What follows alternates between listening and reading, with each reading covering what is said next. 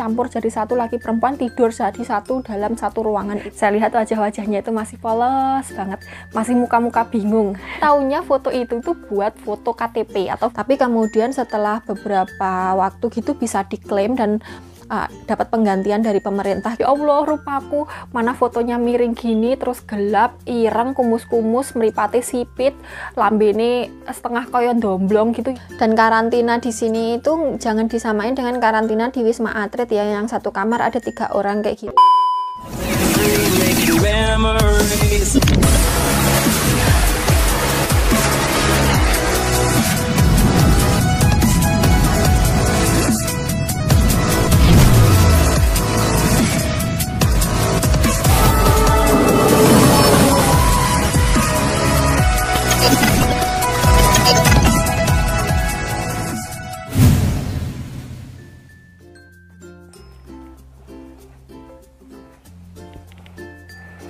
Halo, assalamualaikum warahmatullahi wabarakatuh. Ketemu lagi dengan Dian di Taiwan. Saya sedang beresin baju-baju musim dingin saya ya teman-teman. Ini semua tadi barusan tak keluarin dari koper karena sekarang sudah masuk musim dingin. Jadi baju-baju musim dingin saya semuanya tak keluarin. Jadi ini semua baju musim dingin saya tuh cuman segini. Ini yang untuk libur sama untuk harian ya. Jadi semuanya cuman segini. Ini kelihatannya numpuk banyak, tapi aslinya itu cuman sedikit. Karena apa? Karena baju musim dingin itu kan tebel-tebel tuh teman-teman. Jadi sedikit itu kelihatannya banyak, soalnya kandel-kandel. Kok aku ngelak ayo sih? Sebentar tak minum. Bismillahirrahmanirrahim. Alhamdulillah. Kalau musim dingin itu hawanya kering banget. Kulit, bibir, telapak tangan, telapak kaki itu semuanya kering, pecah-pecah kayak gitu. Jadi kalau malam itu harus telaten ngolesin vaselin. Kalau nggak gitu biasanya itu nanti perih banget. Biasanya aku yang tak olesin vaselin itu muka, bibir, terus kayak siku-siku gini, lipatan-lipatan gini, terus sama tumit. Itu yang wajib tak kasih vaselin. Karena apa? Kalau nggak itu biasanya pecah-pecah terus perih banget. Dan sekarang simbahnya lagi tidur, barusan selesai sarapan dan kemudian beliau tidur. Untuk teman-teman yang berkomentar, jangan kasih beliau tidur terlalu banyak biar malamnya nggak begadang aja. Jadi gini ya teman-teman, rata-rata orang tua di sini itu susah dibilangin. Jadi kita itu nggak bisa kayak kalau di Indonesia ngerawat orang tua sendiri gitu kan, nggak kena diomongi biasanya kita marahin gitu ya. Kalau nggak bisa dibilangin biasanya kita marahin gitu. Tapi kalau di sini itu kita nggak bisa kayak gitu. Bagaimanapun kan kita kalau dibilangin sekali 2 kali nggak nurut yo wes. Kita nggak bisa marah-marah, nggak bisa memaksa atau bagaimana, ya wes terserah. Memang orang tua sini itu rata-rata emang nggak bisa diomongin. Dan jangankan kok kita yang ngomongin, kadang-kadang yang ngomongin anaknya sendiri pun nggak digubris. Jadi ya wes meopanfa, nggak bisa apa-apa, ya wes begini.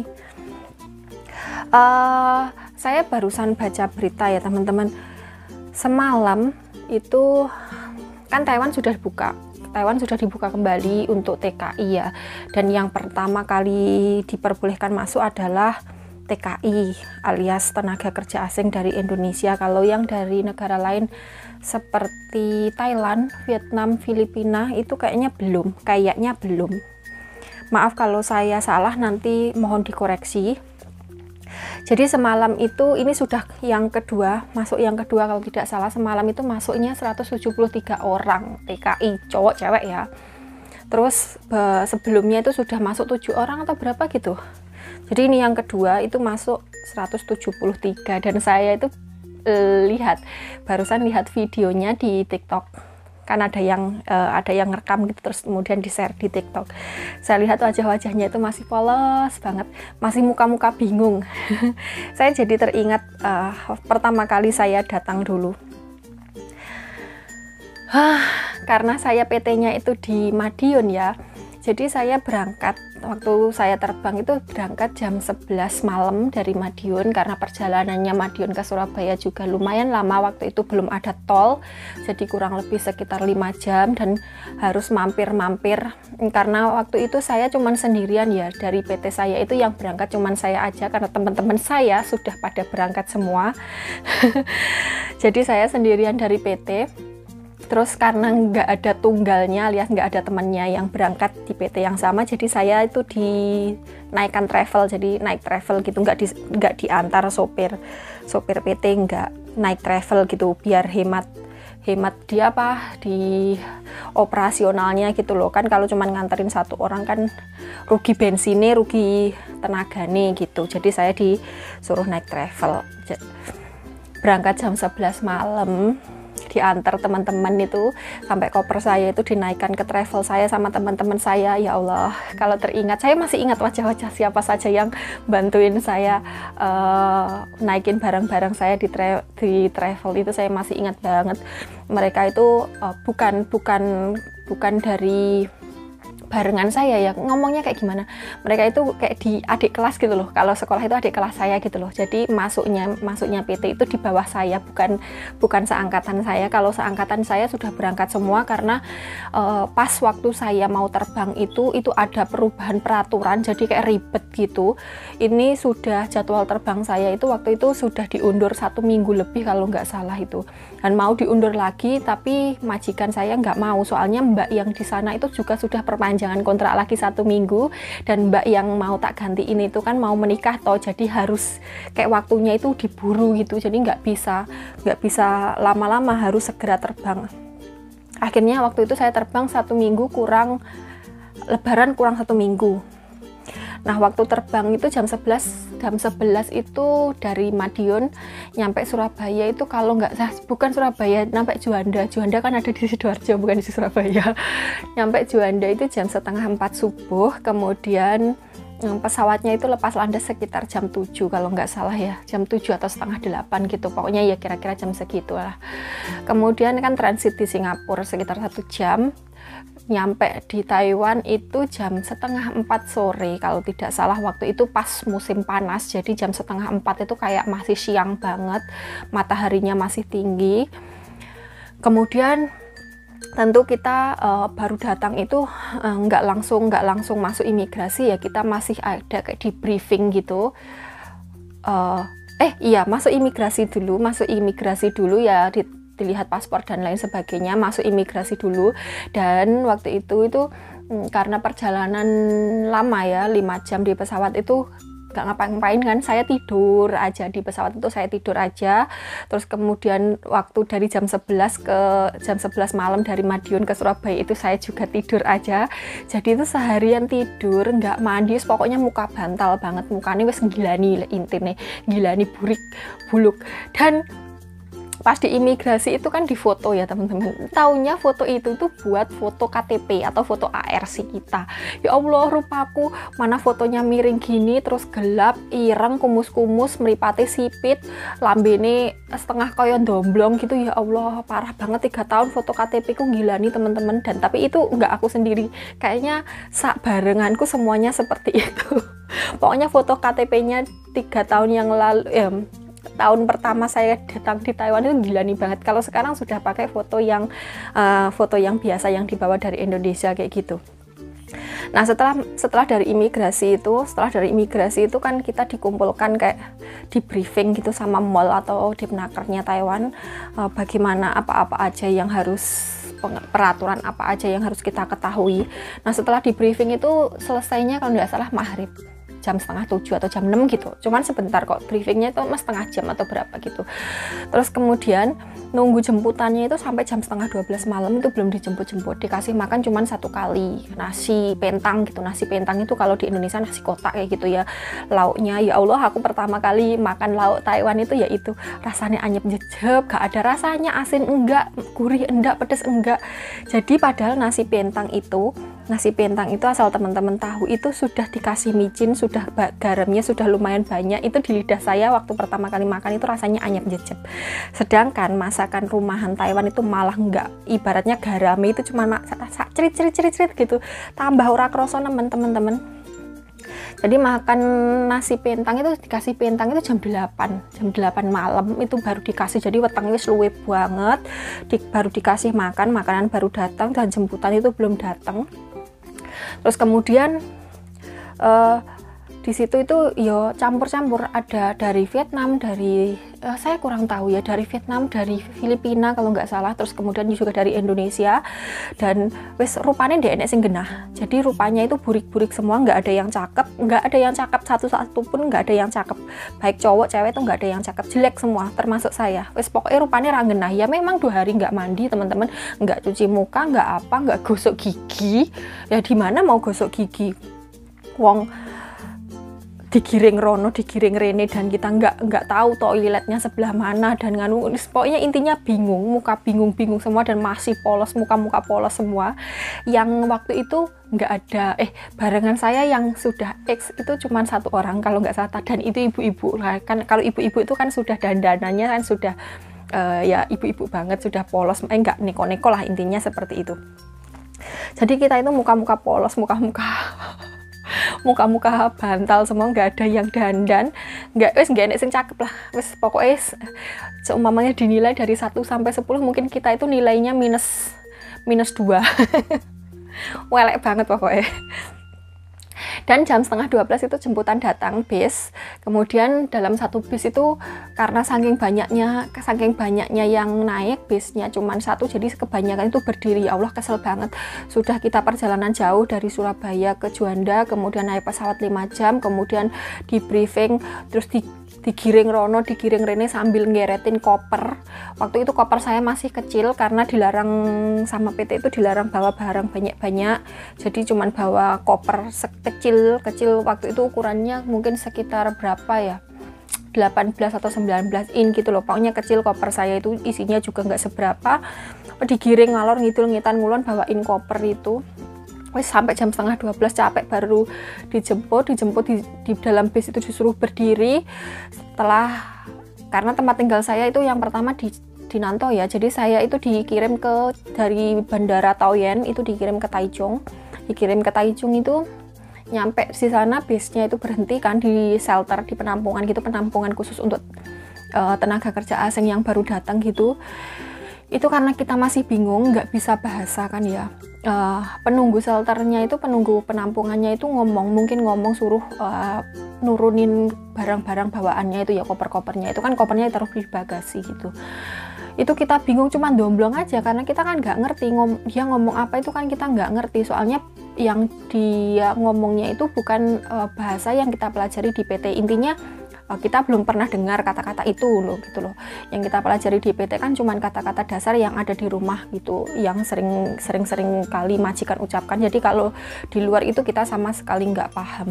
Nah karena penunggu shelternya itu ngomong bolak-balik sambil teriak-teriak kita apa nggak domblong, karena kita yang nggak ngerti, akhirnya barang-barang bawaan kita, koper-koper yang ada di bagasi itu diambil sama dia, dilemparkan. Jadi dijunjung guai. Ya Allah, pengen nangis rasanya itu. Ya Allah, tenan, rasanya itu capek, lapar campur jadi satu ya. Terus koper dibuangin kayak gitu, dan kita itu nggak tahu mau ngapain. Pengen nangis rasanya asli. Terus kemudian karena koper dibuangin, terus itu yang pertama kali inisiatif kalau nggak salah orang Thailand, cowok. Orang Thailand itu langsung ngambil kopernya dia, langsung geret masuk. Jadi yang lain terus ngikutin. Lah masuk pertama di shelternya itu, teman-teman yang di Taiwan yang tahu penampungan di Salu, dekatnya rumah sakit Salu itu ya, rumah sakit buat medikalan itu kan gila nih banget ya. Kita pertama kali masuk itu sudah tercium bau pesing campur bau bau BAB ya teman-teman, campur. Jadi pertama kali masuk itu langsung bau gitu. Soalnya penampungannya itu kayak pertama kali masuk itu di sampingnya itu ada toilet kotak-kotak gitu loh, toilet yang kotak-kotak gitu, kotak-kotak kecil yang isinya cuman WC aja. Mungkin karena saking banyaknya orang di situ, jadi orang pipis atau apa kan nggak ada air susah. jadi nggak disiram teman-teman. Nah itu yang bikin baunya kemana-mana. Jadi kita pertama langsung geletak nih, bahasa nih, naruh barang-barang bawaan kita itu wis ditumpuk undung, itu punya siapa aja kita nggak tahu, dari negara mana aja kita nggak tahu, karena di situ campur-campur Vietnam, Thailand, Filipina, Indonesia campur jadi satu, laki perempuan campur jadi satu. Terus kemudian kita digiring masuk ke kamar. Nah di situ kamarnya itu yaitu laki perempuan dari negara Filipina, dari Filipina, Thailand, Vietnam, Indonesia campur jadi satu, laki perempuan tidur jadi satu dalam satu ruangan itu. Jadi jangan bayangkan tidurnya tidur rebahan gitu ya teman-teman, selimutan gitu, enggak, tidurnya itu ngeringkok gini loh, tidurnya itu ngeringkok begini. Kita itu saking sempitnya tempat, saking banyaknya orang, kita itu nggak bisa selonjor. Dan AC-nya itu waktu itu kan musim panas ya, jadi AC-nya itu dinyalain pol, kalau tidak salah itu suhunya sekitar 15 derajat atau apa itu. Dan karena kita yang di Indonesia itu yo kaum menengah ke bawah atau yang datang ke Taiwan itu rata-rata jarang merasakan AC, itu kademen sampai menggigil gitu AC-nya, dan kita nggak tahu cara gimana matiinnya. Jadi wes umpel-umpelan, wes dempet-dempetan dari berbagai negara, laki perempuan jadi satu itu. Wes waktu itu nggak kepikiran macam-macam ya, intinya ya Allah iki piye, ya Allah iki piye, ya Allah iki piye, pokoknya itu aja yang ada di pikiran kita. Kemudian nggak bisa tidur ya teman-teman, kita sampai di Taichung itu sekitar jam 1:30 atau jam 1 lah, pokoknya sekitar jam segitu nggak bisa tidur karena saking umpel-umpelannya itu, dan juga saking ademnya, dan mikir barang bawaan kita nanti itu ditumpuk neng endi, terus nanti ngambilnya gimana, pokoknya pikiran itu campur aduk, bingung sembarang, jadi satu ruwet pokoknya intinya. Dan kemudian jam 3:30 itu kita dibangunin buat medikal ya teman-teman. Medikalnya itu di sampingnya, jadi rumah sakitnya itu ada di sampingnya shelter itu, penampungan itu, digiring ke situ. Dan susternya itu ya Allah jahat, getak gitu ngomongnya itu, dan kita kan nggak ngerti bahasanya ya. Pertama kali datang kan belum paham bahasanya, dibentak-bentak, disuruh ini itu nggak paham, disuruh ngapain itu nggak paham. Terus disuruh BAB juga kan, di Taiwan itu salah satu syarat medikalnya itu harus menyediakan, harus nyuilin BAB-nya itu dalam botol kecil gini. Dan kalau nggak bisa keluar yes, jadi yang paling lama medikal itu ya itu nunggu BAB-nya satu orang hampir sejam sendiri. Dan kita mau beli obat pencahar untuk ngelancarin itu nggak punya duit ente, maksudnya nggak punya duit Taiwan. Jadi ya wes sak metu nih. Kalau sekarang kurang tahu ya saya teman-teman, kurang tahu sekarang. Sepertinya itu langsung kan, bukan sepertinya. Kalau sekarang kan begitu datang kan langsung setelah di briefing itu kan langsung disuruh karantina, dan karantinanya itu nggak bayar ya teman-teman. Karantinanya ini ditanggung sama pemerintah Taiwan, jadi nggak bayar uang sepeser pun. Dan karantina di sini itu nggak sama seperti karantina di iklan mbahnya celuk-celuk. Dan karantina di sini itu jangan disamain dengan karantina di Wisma Atlet ya, yang satu kamar ada 3 orang kayak gitu, dan bebas keluar masuk kamar, mau ke kantin kayak mau kemana kayak bebas. Kalau di sini tuh nggak boleh sama sekali teman-teman, jadi satu kamar untuk 1 orang, dan jangankan untuk keluar wong nongolin kepala di pintu gitu aja tidak boleh. Dulu ada pernah kasus waktu tahun lalu mungkin itu pekerja asing entah dari Vietnam atau Thailand ya, itu keluar, jadi jalan di lorong gitu, ngambil sesuatu di meja kamar yang di sebelah kamarnya dia. Jadi nggak kemana-mana, cuman keluar itu ngambil sesuatu di meja atau naruh sesuatu di meja gitu. Pokoknya intinya keluar dari kamar terus jalan di lorongnya itu mungkin sekitar beberapa meter gitu, itu kena denda berapa ratus ribu gitu. Jadi peraturan di sini tuh emang ketat banget. Kalau karantina ya karantina, nggak boleh kemana-mana, tetap harus di dalam kamar sampai masa karantinanya habis. Dan semuanya ditanggung ditanggung pemerintah teman-teman. Jadi kalau dulu tahun 2019 atau 2020 ya, 2020 mungkin ya kan, biaya karantina itu dulu dibebankan ke TKA-nya, tapi kemudian setelah beberapa waktu gitu bisa diklaim, dan dapat penggantian dari pemerintah gitu, dapat penggantian untuk uang karantinanya. Kalau sekarang saya kurang tahu juga, dan medikalnya seperti apa sekarang saya juga kurang tahu. Yang jelas sudah sangat berbeda ya, karena ada Curina ini. Tapi setelah saya untuk kedatangan kedua kali di Taiwan waktu cuti dulu, kemudian datang lagi, saya kan udah nggak di Taichung ya, sekarang pindah di penampungan di Taoyuan sana yang dekat bandara. Itu penampungannya jauh lebih baik daripada waktu saya di Taichung. Jadi kondisinya itu lebih manusiawi gitu loh. Tempat tidurnya itu sudah nggak umpel-umpelan, jadi laki perempuan sudah dipisah, walaupun masih campur-campur dari negara mana aja. Cuman sudah laki-laki sama perempuan itu tempatnya sudah pisah, beda rumah gitu, jadi sudah umpel-umpelan. Walaupun umpel-umpelan podo wedok itu kan nggak terlalu masalah gitu. Ya itulah teman-teman sedikit cerita waktu pertama kali saya datang ke Taiwan, dan sekarang sudah sangat berbeda ya. Pertama kali datang sekarang damai yang dulu cuman wajah-wajah polos dan bingungnya itu masih sama saya lihat di video. Oke teman-teman, terima kasih sudah mendengarkan cerita saya hari ini. Semoga teman-teman sehat selalu, semoga teman-teman selalu dilimpahi rezeki yang halal melimpah serta barokah, amin amin ya rabbal alamin. Wassalamualaikum warahmatullahi wabarakatuh. Sampai ketemu di video selanjutnya, bye bye.